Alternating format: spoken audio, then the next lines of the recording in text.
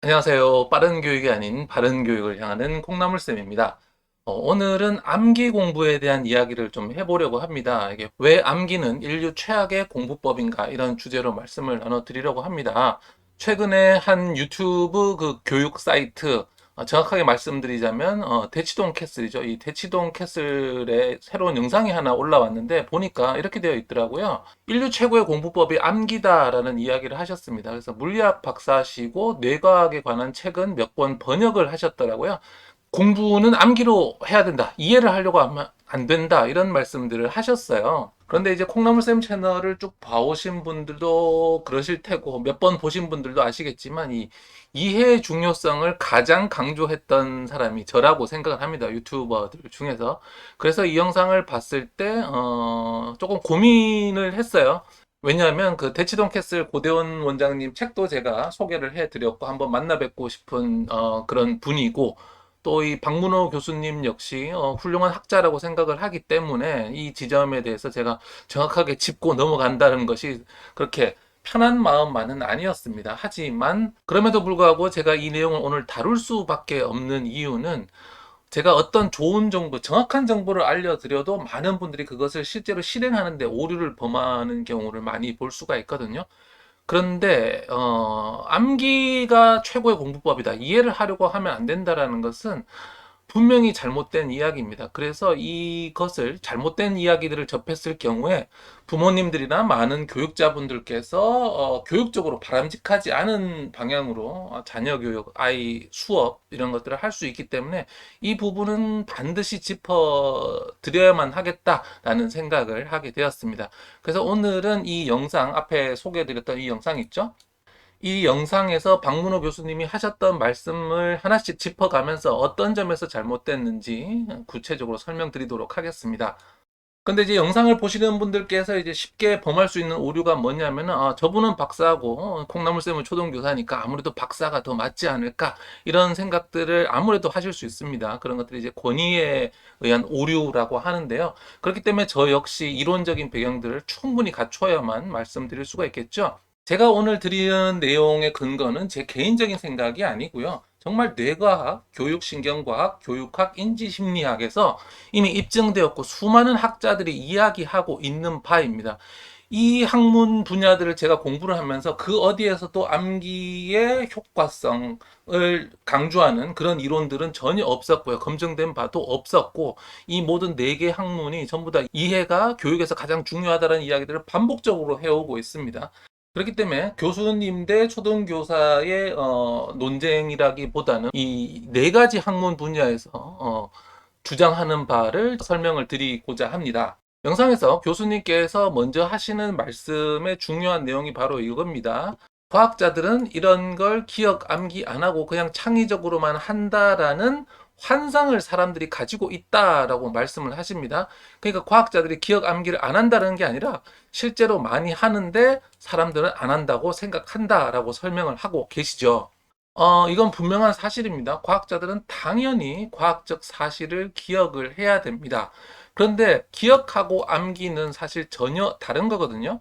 사람이 기억을 하는 방식은 크게 두 가지가 있습니다. 첫 번째는 무의미 기억이 있고요. 두 번째는 유의미 기억이 있습니다. 무의미 기억이라는 건 바로 암기입니다. 무의미 기억이라는 것은 이것의 의미를 이해하지 못한 채 무엇을 통해서 반복, 단순히 반복을 통해서 그 내용을 그냥 기억하는 것, 암기라고 합니다. 영어로는 rote라고 합니다. 기계적 반복을 통해서 하는 거죠. 그 다음에 두 번째 기억에는 바로 유의미, 있을 유자죠. 의미를 알고 이것을 기억하는 거죠. 바로 이게 뭐냐면은 이해입니다. 그러면 제가 드리는 말씀은 과학자들은 과학 지식을 당연히 알아야 됩니다. 과학 지식을 모르는 과학자라는 게 있을 수가 없죠. 근데 과학자들은 그 과학 지식을 암기하지 않고 이해해서 유의미하게 기억을 한다라는 겁니다. 요즘에 드라마 그 이상한 변호사 우영우 있죠. 우영우 보는 분들 많을 텐데 그 드라마에서 보면 우영우 씨가 법률 지식들을 굉장히 잘 외고 있습니다. 그러면서 그 법정에서 필요한 순간에 필요한 법률을 끄집어서 내서 이야기를 하곤 하는데, 그렇다면 그 우영우 변호사가 그 법률을 기억하는 것은 무의미 기억이냐 유의미 기억이냐라는 걸 구분해 봐야 됩니다. 무의미 기억이라는 것은 그 법률을 외웠지만 그냥 문장을 그대로 외웠을 뿐 무엇에 관한 건지 전혀 모르고 있다라는 거예요. 그런데 변호사가 실제 변호를 하기 위해서는 자기가 이야기하는 법 조항이 무엇을 의미하고 어떻게 적용되는지 그것에 대해서 굉장히 그 의미를 잘 알아야 됩니다. 그러니까 그 법 조항을 기억하는 것은 똑같지만 결국에는 그 법조항이 무엇을 의미하는지 그 상황을 이해해서 기억해야 된다는 겁니다. 앞에서 과학자들이 기억이나 암기를 안 한다고 했는데 많이 한다. 네, 맞습니다. 그런데 무의미 기억을 하면 안 되고요. 유의미하게 기억을 해야만 과학자가 되든 법률가가 되든 올바로 일을 할 수 있다는 거 분명히 말씀을 드리고요. 그 다음으로는 이런 언급을 하셨어요. 인류 역사상 가장 창의적인 시대 중 하나인 피렌체 시대를 이야기하십니다. 역사책에서 봤다라고 하시면서 가장 창의적인 시대가 총 세시대가 있는데 그 중에 하나가 피렌체다. 이 피렌체에서는 미켈란젤로, 라파엘로, 레오나르도 다빈치처럼 시대를 통튼 그런 엄청난 천재들이 나왔는데 이 사람들이 결국은 뭐였냐? 다 도제식 학습을 했다라는 겁니다. 이 도제식 학습이 뭐냐면은 보고 베끼기다. 보고 베끼기. 그러니까 얘네들은 이해를 하지 않았다. 이해를 하지 않고 그냥 옆 사람이 하는 걸 보고 베꼈을 뿐이다. 라고 이야기를 하셨는데요. 사람의 기억은 크게 두 종류로 나뉩니다. 바로 서술 기억과 절차 기억이에요. 서술 기억은 뭐냐면은 뭔가 사실에 관한 기억입니다. 우리가 일반적으로 이야기하는 지식들이죠. 과학이나 뭐 사회나 이런 데서 배우는 것들이요. 사실에 관한 거고, 절차 기억은 어떤 행동을 수행할 수 있는 몸, 몸이 기억하는 기억이에요. 뭐냐면은 축구를 한다. 손흥민이 가지고 있는 그런 축구 기억들은 절차 기억인 거예요. 몸이 기억한다라는 거 있죠. 이게 바로 몸이 기억한다라는 거예요. 이거는 말 그대로 머리가 기억을 해서 말로 설명할 수 있는 거. 근데 손흥민이 몸으로 기억하고 있는 건 말로 설명할 수가 없죠. 몸으로 보여줘야 됩니다. 그러면 앞에서 레오나르도 다빈치나 이런 미켈란젤로나 도제식 교육을 받았기 때문에 천재가 되었다고 하는데요. 도제식 교육이 뭐냐면은 바로 장인들이나 상인들이 그 직업 교육으로서 하는 거예요. 예를 들자면 도자기 만드는 법 또는 뭐 우리 활 만드는 거 이런 것들을 가르칠 때 그 지식을 그냥 가르쳐 줘 가지고는 안 되잖아요. 결국 만들 수 있게 해야 되니까 실습시키잖아요. 그게 바로 이겁니다. 미켈란젤로나 레오나르도 다빈치는 결국 미술을 하던 사람들이에요. 그래서 말로 설명해서 서술 기억을 많이 가지는 게 중요하지가 않습니다. 그 사람들은 그림을 그리는 어떤 절차 기억들을 가져야 되기 때문에 이 도제식 교육이 가능했던 겁니다. 우리 아이들이 공부를 잘하려면 서술 기억과 절차 기억 중에 뭐가 중요할까요? 네, 당연히 서술 기억이 중요합니다. 이 절차 기억이라는 건 예체능, 그리고 기능이에요. 음악, 미술, 체육, 또 뭔가 만드는 거, 이런 것들을 한다면, 절차 기억을 가져야 되는데요. 우리가 인문계 고등학교에서 대학을 가기 위해서 수능 보고, 수시 보고, 내신 보고 하는 시험들은 전부 다 이 서술 기억을 묻는 겁니다. 근데 이 서술 기억은 도제식으로 보여주고 흉내내기 가능한가? 이해 안 한 채로 암기 가능한가? 이거는 불가능한 겁니다. 그렇기 때문에 이 천재들이 절차 기억을 통해서 천재가 됐다. 도제식으로 이해하지 않고 암기만 하면 천재가 될 수 있다라는 식으로 우리가 이해할 수는 없다라는 겁니다. 그 다음으로 하셨던 말씀은 이겁니다. 이해는 하는 것이 아니라 오는 거다. 이해는 우리가 창문을 열어두면 바람이 들어오듯이 그냥 들어오는 겁니다.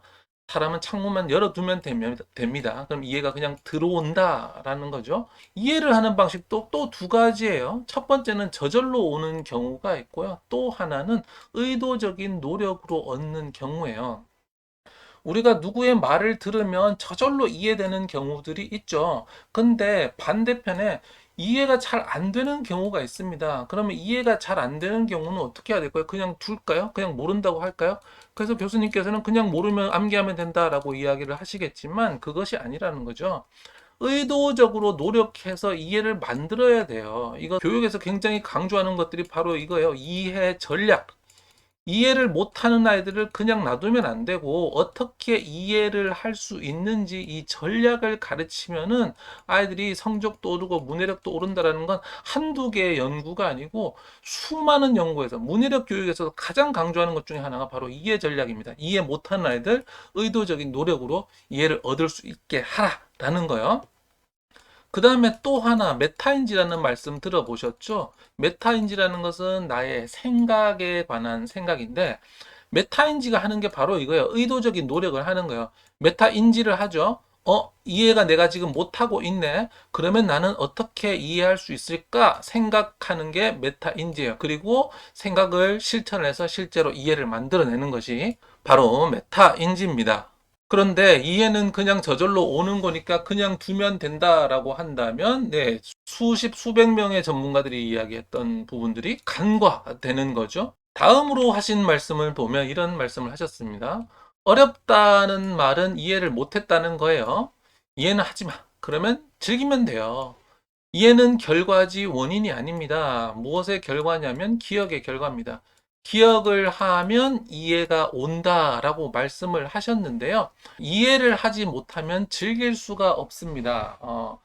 앞에서 이해를 못하면 그냥 즐기면 돼. 암기하고 즐기면 시간이 지나면 이해가 된다라고 이야기를 하시는데 여러분들 영화를 보는데 내용이 이해가 안 돼요. 책을 보는데 내용이 이해가 안 됩니다. 즐길 수가 있나요? 네, 절대로 즐길 수가 없습니다.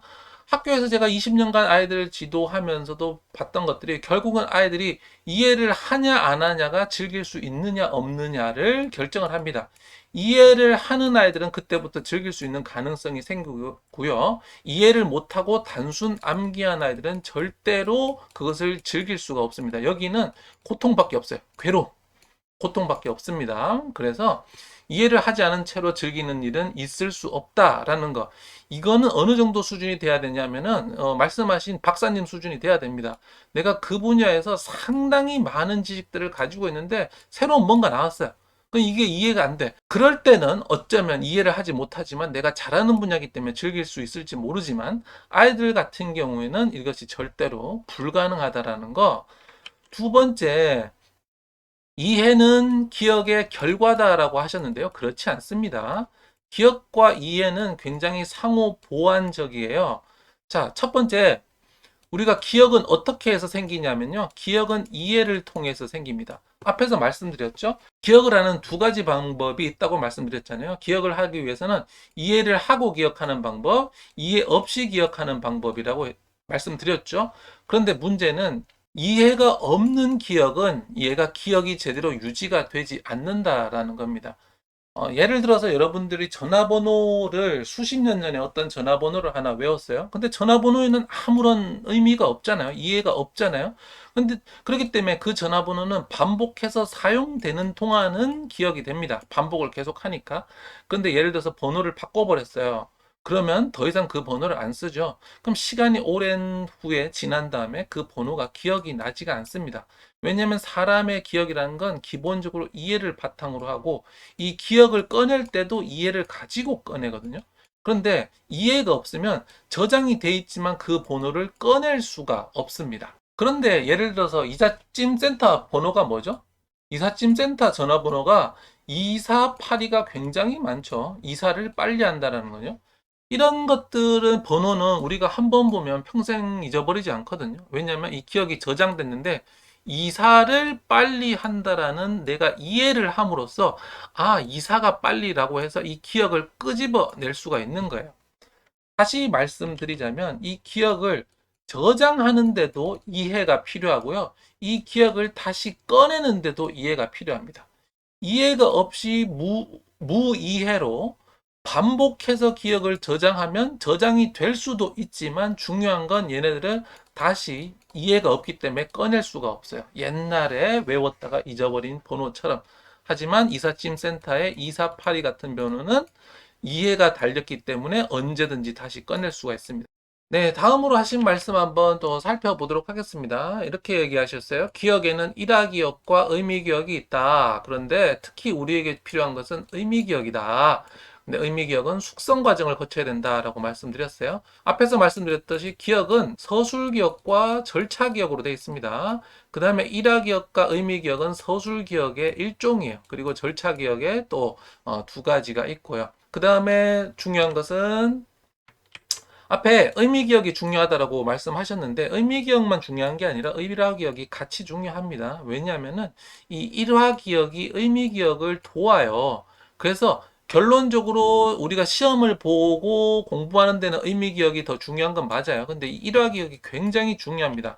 뭐냐면은 아시겠지만 이제 제가 아이들을 가르칠 때 하브루타를 늘 하잖아요. 하브루타 토론 이런 교육들을 늘 하고 있는데 하브루타는 이 의미기억과 일화기억을 두 가지를 다 도와서 결국엔 내용을 잘 기억하게 합니다. 뭐냐면은 하브루타를 하면서 상대방 말을 들으면 우리가 이해가 되죠. 내가 몰랐던 거. 이해가 되기 때문에 앞에서 말씀드렸던 이 의미 기억을 저장하는 데 도움이 됩니다. 그 다음에 짝꿍이랑 하브루타하고 이야기했던 기억들 있죠. 그 상황들, 그때 나눴던 대화들. 이게 뭐냐면 이게 1화예요. 짝꿍이랑 하브루타 했던 에피소드. 이 1화가 에피소드입니다. 그 에피소드가 떠오르면서 아, 맞다. 그렇게 했었지. 라고 해서 1화 기억으로 통해서 지식이 두 번이 정리가 되는 거예요. 두 번이 기억이 저장이 되기 때문에 훨씬 강한 겁니다. 그래서 혼자서 입 다물고 답을 외운다, 암기를 한다라고 하면 이 의미 기억도 부실하고요. 일화 기억도 없기 때문에 이 암기로 한 기억은 사라지고 겨우겨우 반복을 정말 많이 해서 겨우 외웠다라고 하더라도 앞에서 말씀드렸다시피 다시 꺼낼 수가 없습니다. 기억을 꺼내려면 인출의 단서가 있어야 되거든요. 이삿짐센터의 번호가 2482처럼 인출할 수 있는 어떤 이해의 힌트가 있었을 때 이것이 기억이 꺼내지는 거지. 그냥 꺼내지는 게 아니거든요. 다음으로 숙성 과정이 필요하다고 하셨잖아요. 근데 그 중요하다고 이야기하셨던 이 숙성 과정이 뭐냐면은 바로 이해가 깊어지는 겁니다. 그래서 우리가 1차적으로 어떤 것이 100가지 있다 그러면 우리가 30 정도 이해를 하면 기억이 된다고 보겠습니다. 이 30은 제가 그냥 말씀드리는 수치예요.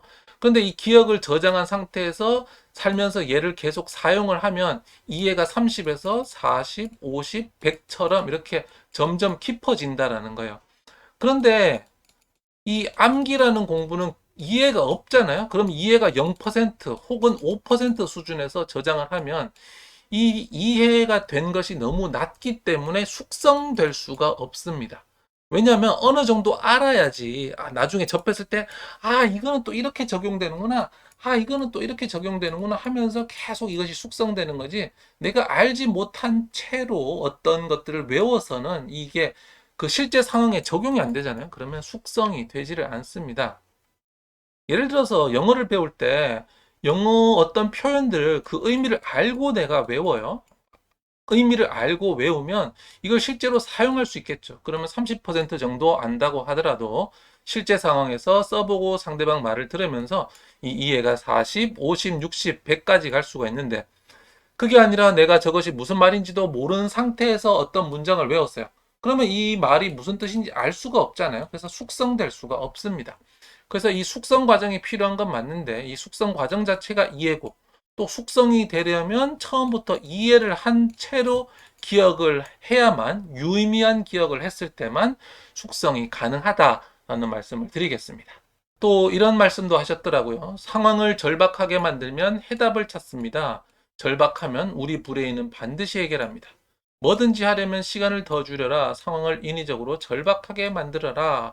라고 하셨습니다. 맞는 말씀입니다. 예를 들자면 우리가 과제 안 했다가 시험 전날 막 급하게 뭐 벼락치기 하고 과제도 밤새서 하는 것들 결국에는 절박하기 때문에 해답을 찾아서 문제를 만드는 건데요.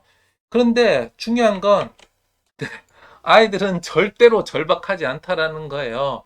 이 절박한 거는 그 일에 내가 진심인 성인들, 네, 이거 안 되면 내가 당장 굶어 죽고, 직장에서 잘리고, 절박한 상황에 있는 사람이 절박해지는 거지, 우리 자녀들은 전혀 절박하지가 않습니다. 그렇기 때문에 아이들한테 절박하면 되니까, 뭐, 암기만 해도 절박하면 이해된다라고 할 수가 없습니다.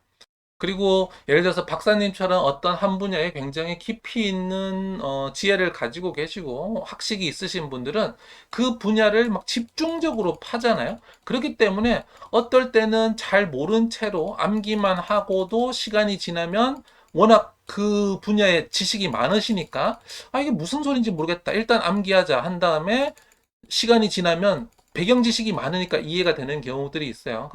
그런데 아이들은 배경 지식이라는 풀 자체가 없잖아요. 게다가 배우는 양은 엄청나게 많습니다. 박사님하고는 상황이 다른 거예요. 박사님은 그 지식이라는 풀이 엄청 많은데 그 배우는 한정된 분야를 배우기 때문에 얘를 암기해 놓고 시간이 지나면 이해가 생길 수 있지만 아이들은 이 작은 이해에 배우는 양은 이렇게 되거든요. 그렇기 때문에 이 아이들은 암기를 해둔다고 해서 이해가 절대로 생기지가 않습니다.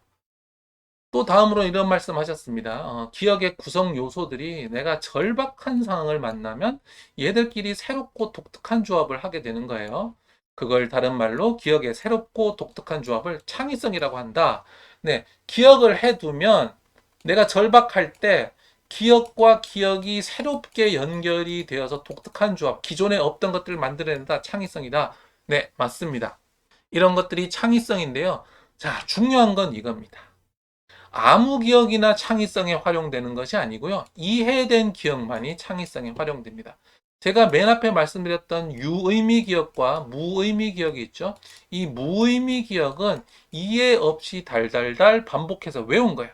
그러면 얘는 어디에 쓰는지 전혀 모르는 상태입니다. 이 아이들은 아무리 많아도 창의성에 활용이 되지가 않습니다. 무슨 말인지 모르고 외웠는데 어떻게 사용을 하겠어요? 기본적으로 저것이 무엇인지 유의미하게 학습해서 바로 이해를 해서 학습을 한 기억만이 어떤 절박한 상황이 왔을 때 창의성이 될 수 있다라는 거. 네, 오늘 이렇게 해서 그 암기가 인류 최고의 공부법이다라는 박사님의 그런 말씀이 어떤 점에서 잘못됐는지 여러 가지 학문 분야의 그 지식들을 근거로 말씀을 드렸습니다. 중요한 건 암기랑 기억을 구분하는 것이 중요하다라는 거. 암기는 왜 인류 최악의 공부법인가? 네, 이 저장 자체가 거의 잘 되지 않는다. 근데 달달달 외우면 겨우겨우 저장이 될 수 있지만 나중에 필요할 때 꺼낼 수가 없다. 떠오르지가 않는다. 우리 시험 볼 때 이런 경험 많이 해봤잖아요. 또 하나, 이것은 시간이 아무리 지나도 숙성되거나 발달하지 않는 지식이다라는 거. 창의성을 키우는데도 도움이 되지 않는다. 저장도 안 되고 꺼내지도 못하고 발달되지도 못하고 창의성에 사용되지도 못하고 이 암기는 언제 쓰느냐면요. 시험 하루 전날 딱 시험 하루 전날 당장 내일 시험에 점수를 높게 받기 위해서만 사용해야 되지 평소의 공부법으로는 절대 사용해서는 안 되겠습니다. 네, 오늘 영상 보시고 이 암기가 얼마나 잘못된 공부법인지 그리고 왜 우리는 이해를 해야 되는지 이해를 하셨으면 좋겠습니다. 제 말을 암기를 하셔가지고는 아무 도움도 안 되실 겁니다. 제 말이 무슨 말인지 이해를 하셔야만 이 이해들이 시간이 지나면서 숙성이 되고 우리 자녀 교육을 할 때 적용을 할 수 있고 또 여러분만의 방식으로 만들어낼 수 있을 거예요. 제가 지금 드린 말씀을 이걸 타이핑 전부에서 암기를 한다라고 하면 여러분은 이 지식을 절대로 사용하실 수 없을 겁니다. 이해 중요성 잘 이해하셔서 우리 아이들 교육에 많은 도움 받으셨으면 좋겠습니다.